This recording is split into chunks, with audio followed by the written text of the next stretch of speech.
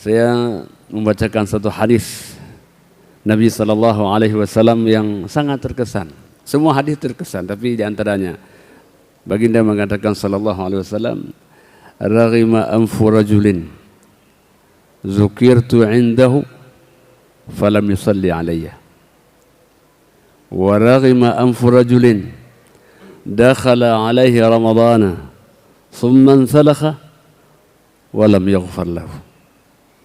Wa raghima anfu rajulin adraka indahu abawahu al-kibar falam yudkhilah." Rawahu Tirmidzi.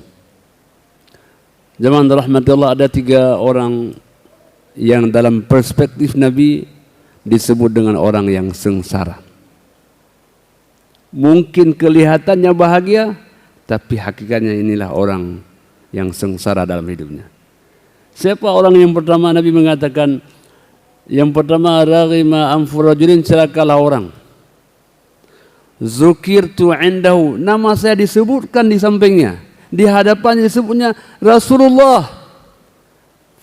Falam yusalli alayya, tapi dia tak berselawat kepada saya. Jemaah rahmatullah subhanahu wa ta'ala, keterpautan hati dengan Nabi sallallahu alaihi wasallam menjadi syarat iman. Orang yang cinta kepada Nabi sallallahu alaihi wasallam sangatlah patut, karena Nabi tak pernah melupakan umatnya. Sampai pun Nabi sallallahu alaihi wasallam hendak wafat, beliau sebut nama umatnya, ummati. Demikian ketika beliau dibangkitkan dari kuburnya, beliau sebut umatnya. Dan Nabi sallallahu alaihi wasallam mengatakan, saya merindukan saudara-saudara saya. Sahabat mengatakan, ya Rasul, kami ini apakah bukan saudara-saudara engkau? Nabi bilang, bukan, kalian ini sahabat-sahabat saya. Saudara saya adalah mereka yang datang kemudian. Mereka tak pernah melihat wajah saya, tapi mereka beriman kepada saya. Tidak pernah melihat bagaimana wajah Rasulullah SAW, bagaimana senyumnya, bagaimana duduknya, tapi mereka beriman kepada beliau. Inilah orang yang dirindukan oleh baginda Rasulullah sallallahu alaihi wasallam. Semoga kita termasuk di dalamnya. Tidak pernah melihat wajah Nabi, tidak pernah mendengar suara Nabi. Ya. Bayangkan orang-orang Mekah, hidup mereka bersama Nabi, ya. Makan bersama Nabi, tapi mereka mengusir Nabi dari negerinya. Maka baginda sallallahu alaihi wasallam ketika meninggalkan kota Mekah, beliau katakan, wahai kota Mekah, aku rindu padamu, tetapi orang-orang yang ada padamu tak rindu kepadamu. Mereka mengusir saya. Saatnya nanti saya akan kembali kepadamu. Jadi begitulah jemaah rahmati Allah, kerinduan seorang Nabi kepada umatnya. Maka oleh karena itu, bagaimana kita wujudkan kerinduan itu? In kuntum tuhibbuna Allah fattabi'uni yuhibbukumullah wa yaghfir lakum dhunubakum wallahu ghafurur rahim. Kalau in tuhibbunallah, kalau in kuntum tuhibbunallah, kalau kalian mencintai Allah, bagaimana caranya? Maka cintailah Rasul. Jadi orang yang cinta kepada Allah, apa tandanya? Salah satunya dia mencintai Rasul. Lalu bagaimana Allah akan mengampuni dosa-dosanya? Jadi jemaah rahmati Allah subhanahu wa ta'ala, dalam Ramadan ini kita perbanyak selawat kepada Nabi sallallahu alaihi wasallam. Dan jemaah rahmatullah, salawat dianjurkan sepanjang waktu, apalagi setelah azan berkumandang. Allah yang dimuliakan oleh Allah subhanahu wa ta'ala, innallaha wa malaikatahu yusalluna ala nabi ya ayyuhalladzina amanu sallu alaihi wa sallimu taslima. Sesungguhnya Allah dan malaikat itu berselawat kepada Nabi. Bayangkan Allah pencipta Rasulullah, malaikat, Masya Allah kehebatannya. Mereka, Allah dan para malaikat berselawat kepada baginda Rasulullah sallallahu alaihi wasallam. Wahai orang-orang yang beriman, wahai orang-orang yang beriman. Jadi Orang yang berselawat siapa? Orang yang merasa beriman. Berselawatlah kepada Nabi, bertaslimlah kepada baginda Rasulullah sallallahu alaihi wasallam. Dengan rahmat Allah Subhanahu wa taala, maka oleh karena itu Muhammad dan Ahmad, dua nama untuk satu hamba. Muhammad karena baiknya hubungan sesama manusia. Ahmad karena baiknya hubungan dengan Allah Subhanahu wa taala. Siapapun manusia, maka orang Mekah bilang, ini kamu ke Mekah ya, tapi jangan lihat Muhammad tu, Muhammad penyihir. Dia bilang, hanya tahu Muhammad penyihir. Walaupun benci apapun kamu, kalau ketemu Muhammad, berubah benci menjadi cinta. Itulah. Mereka bilang itu sihir. Orang walaupun benci bagaimanapun kepada Rasulullah, kalau ketemu bagaimana? Berubah benci menjadi cinta. Berubah susah jadi bahagia. Nah, inilah Rasulullah. Kalau ketemu kita, orang bahagia tambah susah aja. Jadi jemaah rahmatullah subhanahu wa taala, itulah kesan-kesan sahabat yang hidup bersama Rasulullah sallallahu alaihi wasallam. Anas bin Malik, nama kecil yang sering kita dengarkan. Anas itu kecil, umur 6 tahun, masih kecil dia, 6 tahun. Jadi dibawa oleh ibunya namanya Ummu Qais kalau enggak salah saya. Dia bilang, ya Rasulullah, Anas yuridu khidmatak. Oke, kira begitu. Wahai Rasulullah, ini Anas, ini ingin menjadi orang khadim kepada engkau ya Rasul. Masih kecil ya, 6 tahun. Zaman rahmatullah, setiap paginya kalau Nabi bangun melihat sudah ada air wudhu yang disiapkan. Besok lusa begitulah. Setiap malam itu Nabi bangun wudhunya, air wudhunya sudah ada. Nabi tanya, siapa yang menyiapkan ini? Jadi sahabat mengatakan, itu Anas ya Rasul. Anas yang kecil itu. Oh Anas, panggil. Anas. Jadi ini ingin berikan hadiah untuk kamu. Kamu minta apa hadiahnya? Kalau Anas bilang, uridu murafaqataka fil jannah. Jadi hadiahnya apa? Ya Rasul, saya kepingin menemanimu dalam surga. Kalau anak kita mungkin minta balon kan. Kata Nabi, ghaira dzalik, yang lain, jangan itu, yang lain. Apa mobil atau apa yang lain? Dzalika ya Rasul, itu yang hanya satu yang dia minta, uridu murafaqataka fil jannah, ingin mendampingimu dalam surga. Dia tidak minta masuk surga. Bayangkan, mendampingi Rasulullah dalam surga, kira-kira bagaimana itu? Surga yang paling tinggi. Itulah akhlak seorang anak kecil bernama Anas kepada sosok yang tinggi akhlaknya baginda Rasulullah sallallahu alaihi wasallam. Nabi bilang, wahai Anas, a'inni ala nafsika bikasrati sujud. Bantulah saya untuk dirimu dengan memperbanyak sujud. Artinya kamu bisa menemani saya surga, tapi syaratnya apa? Bantu saya. Macam mana bantunya? Perbanyakkanlah sujud.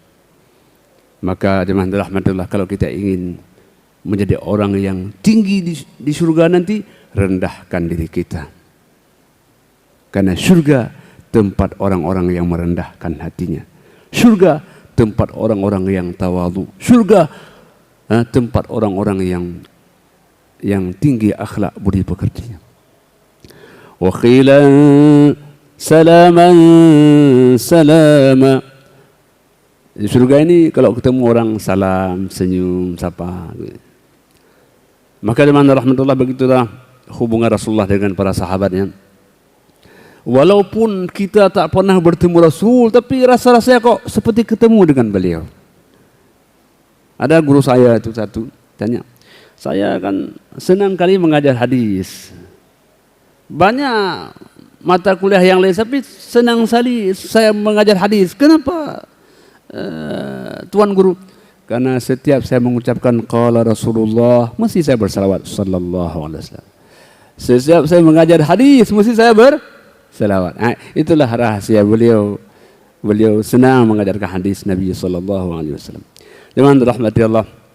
Jadi kebahagiaan bersama orang yang kita rindukan. Itu yang pertama. Yang kedua, jemaah rahmatullah, apa orang yang sengsara yang kedua? Dakhala alaihi Ramadan. Dia bertemu dengan Ramadan. Banyak orang yang enggak ketemu Ramadan. Ada yang meninggal kemarin, ada. Mau menjelang Ramadan meninggal. Kita berdoa, Allahumma barik lana fi Rajab wa Sya'ban wa balighna Ramadan. Ya Allah, berikan kami keberkahan hidup bulan Rajab dan bulan Sya'ban. Ya Allah, berikan kesempatan kami untuk beribadah bulan Ramadan. Jadi hadir kita bulan Ramadan ini merupakan keistimewaan. Tidak semua orang punya kesempatan seperti kita. Kita masih ingat teman-teman kita yang Ramadan lalu masih bersama.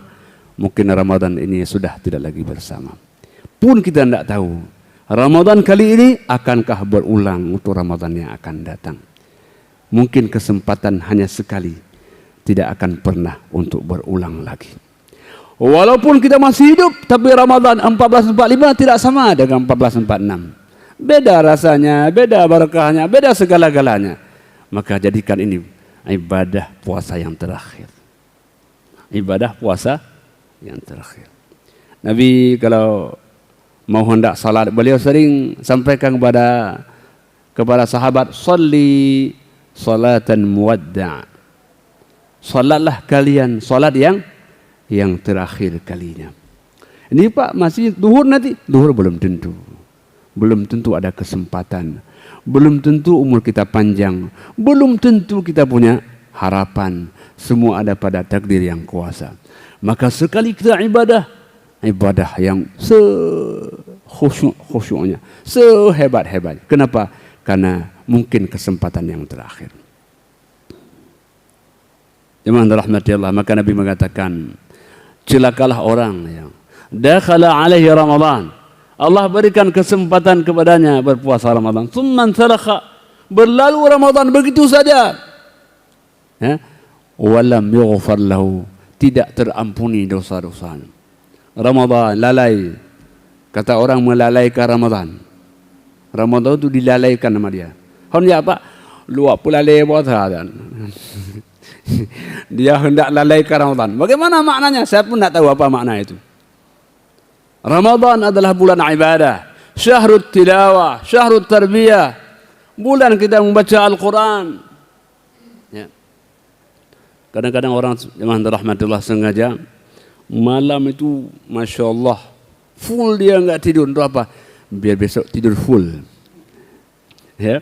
Jadi mulai dari makan suruh tidur, bangunnya kapan? Bangunnya waktu buka puasa nanti. Nah itu. Kenapa begitu? Karena tidur orang puasa adalah ibadah. Masya Allah. Jemaah rahmatullah, janganlah sia-siakan kesempatan Ramadan ini. Maka baginda mengatakan, qad ja'akum syahrun mubarak. Telah datang kepadamu bulan yang penuh berkah. Apa makna berkah? Berkah dari kata al-birkah. Al-birkah artinya bahwa kolam penampungan air. Di padang Sahara ada kolam air. Oh, luar biasa. Jangan kita bayangkan di sini kita banyak air kan? Bayangkan di padang yang tandus ada air. Rasanya apa? Oh, surga sebelum surga yang sebenarnya. Air itu luar biasa. Jemaah rahmatillah, itulah makna berkah. Tempat berkumpulnya kebaikan-kebaikan. Karena air adalah sumber kebaikan.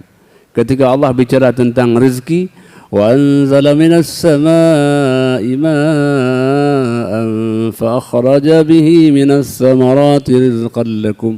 Kami turunkan air. Untuk apa ya Allah?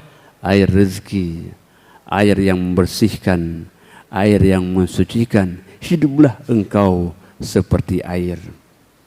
Nah, bagaimana dia? Air itu dia, masya Allah. Kalau air mengalir ya, ada batu, dia enggak akan nabrak batu. Dia apa? Dia akan belok kiri, belok kanan, menyesuaikan. Hidup yang adaptif. Air bisa hidup di mana saja. Air, jemaah rahmatullah, adalah sifat tawadhu. Jarang air yang naik ke atas. Ada air naik ke atas. Ada apa? Kita pompa lain. Air dia turun ke bawah, merunduk, merendah, karena itulah sifat tabiat air. Air adalah kebutuhan. Satu hari tidak ada air bagaimana? Masya Allah Pak, tidak bisa bersuci Pak. Bau badan kita Pak. Air sebagai pembersih. Maka baginda hadir adalah air bagi kehidupan.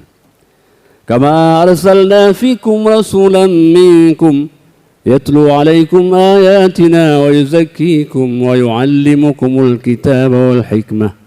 Nabi hadir, salah satu apa? Yuzakkikum, membersihkan kalian, mensucikan kalian, berakhlakul karimah. Nah, inilah air dalam kehidupan. Berkah itu adalah air. Jangan rahmati Allah. Jadi Ramadan adalah air. Ramadan adalah berkah. Walaupun bagaimana keadaan kita, Ramadan akan memberikan segala-galanya. Tamu yang agung datang kepada kita, patutlah kita berbahagia. Oleh karena itu baginda mengatakan, lau ya'lamu ummati ma fi Ramadan lan tamannau ay yakuna as-sanah kullaha Ramadan. Kama kala Nabi, andai kata umatku tahu apa hikmah, pahala, berkah Ramadan, maka pasti dia akan menginginkan sebulan penuh itu Ramadan. Cuma karena umatku tidak semua menyadari itu. Sehingga kalau sudah 29 Ramadan itu senang, tengok anak puasa tadi Pak. Jadi besok bukan karena Idul Fitri yang senang, tapi karena enggak puasa lagi. Seolah-olah puasa ini berat sekali. Berat sekali. Padahal puasa adalah sebagai bentuk yang membersihkan. Puasa adalah ibadah yang menyehatkan. Jadi kalau orang berpuasa mesti sehat. Karena zaman rahmati Allah, kita ada makanan jiwa, ada makanan raga. Kalau banyak makanan raga itu sakit kita. Ya, lebih daripada hodrian, tamura ada umpamanya. Tapi kalau banyak makanan jiwa, makin banyak makin sehat kita. Coba kita banyak baca Quran, makin sehat. Coba banyak berzikir, makin sehat. Jadi dia bertolak belakang dengan makanan raga. Makanan raga kalau banyak kali, saya lihat isi saya itu kalau udah makan banyak dia timbang, kali 70 lah kok. Dia maunya jangan berat badan, jangan tinggi sekali. Kenapa? Karena makanan raga kalau terlalu banyak, mesti kita akan merasakan sakit. Ramadan untuk mengontrol makanan raga dan memperbanyak makanan jiwa. Itulah filosofi kehidupan. Bagaimana filosofi kehidupan? Kita masih kecil itu kita makan banyak, makanan raga banyak. Itu kalau kita pulang ke rumah anak-anak kita, ayah ada bawa pulang kue, mesti dia tanya itu. Makanan raga. Tapi semakin bertambah usia kita, semakin kurang menarik makanan raga dan kita akan cenderung kepada makanan jiwa. Umur 60 tahun itu kalau ada mie satu kita bagi 3, enggak habis lagi. Kenapa? Karena Allah sudah mengajarkan perpindahan tempat. Kita akan berpindah tempat dari alam yang penuh dengan makanan raga, pindah kepada alam yang penuh dengan makanan jiwa. Di kuburan mana ada mie goreng? Tidak ada. Ada. Kuburan itu makanan jiwa. Maka oleh karena itu jamaah rahmatullah, Allah mengajarkan kita proses perpindahan itu. Maka 70 tahun, 80 tahun kita sudah semakin terkurang makanan raga untuk kemudian kita menikmati makanan jiwa. Duduk i'tikaf di masjid, senang saja. Baca Quran, bahagia saja. Nah, itu apa maknanya? Allah telah mempersiapkan kita untuk berpindahan dari alam dunia menuju alam yang abadi. Jemaah rahmati Allah, itulah sebenarnya hidup. Itulah sebenarnya hidup. Maka oleh karena itu Ramadan ini adalah proses pendidikan agar manusia bisa menikmati makanan jiwa, menikmati ketenangan, menikmati ketenteraman. Jadi orang kalau susah itu bukan kurang makanan raga, bukan. Dia kurang makanan jiwa. Kalau kita bilang miskin, Nabi lebih miskin. Nabi lebih miskin. Nabi pulang ke rumah, ya Aisyah, ada makanan? Tidak ada ya Rasul. Oh kalau begitu saya berpuasa. Lebih miskin daripada kita. Maka lihatlah Nabi SAW Kalau kita susah, lihatlah Nabi SAW. Jemaah rahmatullah, kalau begitu rahasia kebahagiaan itu bukanlah pada material. Dia ada pada ketenteraman jiwa. Ala inna fil jasadi mudghah fa idza saluhat saluha al jasadu kulluh wa idza fasada al jasadu kulluh ala wahyal qalbu. Ingatlah bahwa dalam manusia ada segumpal daging, kalau ia baik, baiklah, kalau ia tidak baik maka rusaklah semuanya. Itulah hati. Maka jemaah rahmati Allah, suatu hari Luqmanul Hakim, beliau datang kepada tuannya. Luqman ini kan seorang budak sahaya menurut sebagian tafsir. Jadi kata tuannya, Luqman, labbaik tuan, ini ada kambing, tolong kamu potong kambing itu dan bawakan kepada saya daging yang terbaik. Luqman potong daging itu dan dia bawa daging terbaik. Ini tuan, daging terbaik. Apa ini? Oh, ini hati tuan. Besoknya Luqman dipanggil lagi. Luqman, ini potong kambing ini, ambil daging yang terburuk. Dia potong dan bawa dagingnya, yaitu hati juga. Kata tuannya, Luqman, kemarin dengan sekarang kok sama? Kemarin saya bilang daging terbaik, kau bawa hati. Hari ini saya bilang daging terburuk, kau bawa hati juga.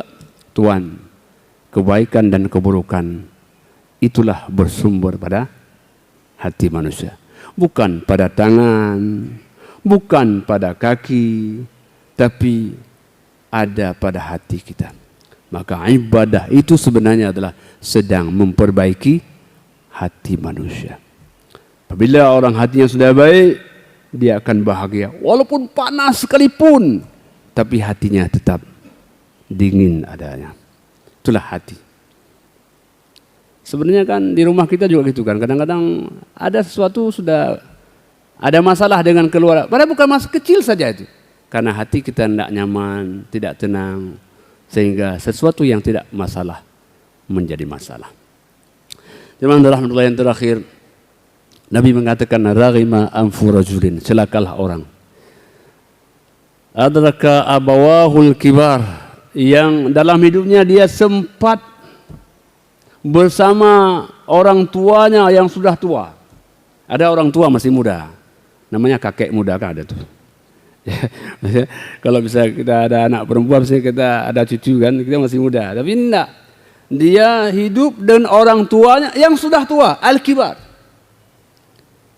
Falam yadkhulah, celakalah dia kalau orang tuanya tak bisa memasukkan ia ke dalam surga.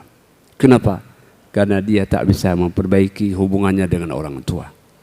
Karena buruk hubungannya dengan orang tua. Orang tua tak pernah mendoakan akan kebahagiaannya. Dia hidup sengsara bukan karena kurang hartanya, tapi kurang hubungan baik dengan orang tuanya. Jadi permata yang paling berharga, yang tidak ada gantinya, ujung utara ke selatan, barat ke timur, siapa itu? Itulah orang tua. Tidak ada gantinya. Kalau yang lain mungkin ada gantinya, tapi orang tua tidak pernah ada ganti untuk selama-lamanya. Maka kita yang sudah orang tua meninggal, tidak ada lagi gantinya. Tidak bisa lagi kita berbuat baik apa. Bisa kita berdoa, tapi tak akan sama dengan beliau masih hidup di samping kita, tak akan sama. Maka kami kemarin ada menyampaikan kisah Jurayj, ya, yang hadis Nabi SAW tentang kisah Jurayj. Orang yang saleh, banyak ibadahnya, saleh orangnya, tapi beliau tak sempat jenguk orang tuanya.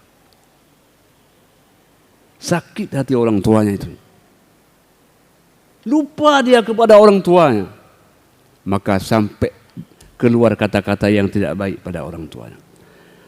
Jadi jemaah rahmatullah, ini awal Ramadan, patutlah kita menjenguk orang tua kita. Orang tua kita tak perlu sirup, tak perlu daging megang juga, tidak perlu, karena giginya pun sudah enggak sempurna lagi. Ada kadang-kadang orang mengirim daging megangnya kepada orang tuanya. Kata orang tua, nak, ayahmu tak perlu lagi daging kau kirim. pun ayahmu tak bisa makan. Tapi yang ingin engkau pulang kemari. Jangan kau bilang kau sibuk. Ayahmu dulu lebih sibuk pada engkau, tapi sempat membesarkan.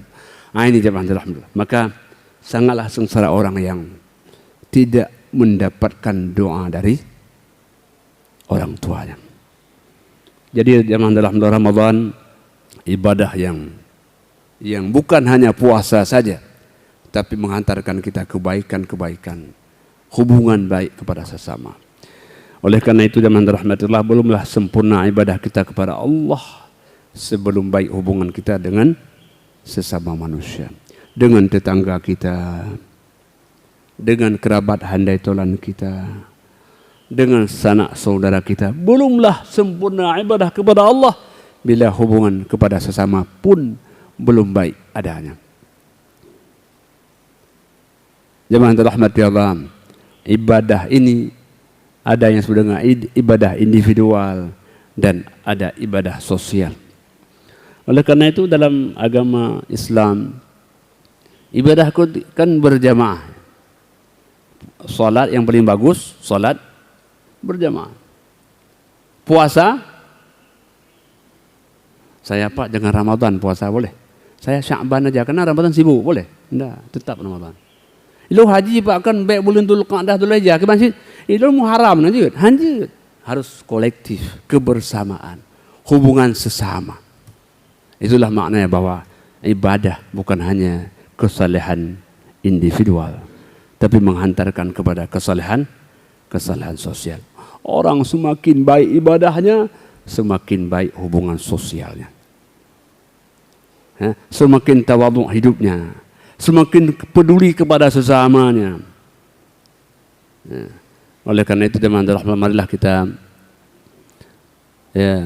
angkat hubungan sosial dengan baik. Karena Allah senang melihat hambanya saling bersaudara. Wala tadabaru, wala tabaghadu, wala tahasadu, wa kunu ibadallahi ikhwana.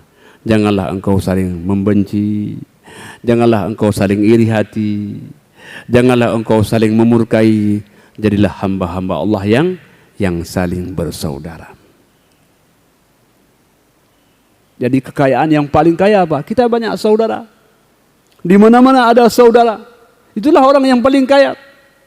Dia didoakan oleh orang lain. Mungkin dia tidak tahu kenapa bahagia. Rupanya orang lain yang mendoakan dia, ya Allah, berikan kepada fulan kehidupan yang baik. Kita tidak tahu kalau ada orang lain yang mendoakan kita. Dan doa orang yang kita tidak tahu itu doa yang mustajabah. Orang tidak kenal kita, kita juga tidak kenal dia. Ya Allah, ada bapak fulan itu, saya enggak tahu siapa namanya. Engkau ya Allah lebih tahu namanya, ya Allah. Sampaikan doa saya kepada orang yang saya enggak tahu, karena engkau zat yang maha tahu, ya Allah. Bayangkan, kita enggak ada hubungan emosional dengan dia, tetapi begitu kebaikan kita didoakan oleh orang lain. Jemaah rahmatullah subhanahu wa ta'ala, semoga Ramadan ini menjadi Ramadan yang penuh berkah, yang dapat kita menguatkan ibadah kita kepada Allah Subhanahu wa taala. Hanya kepada Allah kita bermohon, dan kita selalu mengucapkan dan mendoakan kepada Allah Subhanahu wa taala, Allahumma a'inni ala dzikrika wa syukrika wa husni ibadati. Demikianlah yang dapat kami sampaikan. Hadanallahu wa iyyakum ajma'in. Wassalamualaikum warahmatullahi wabarakatuh.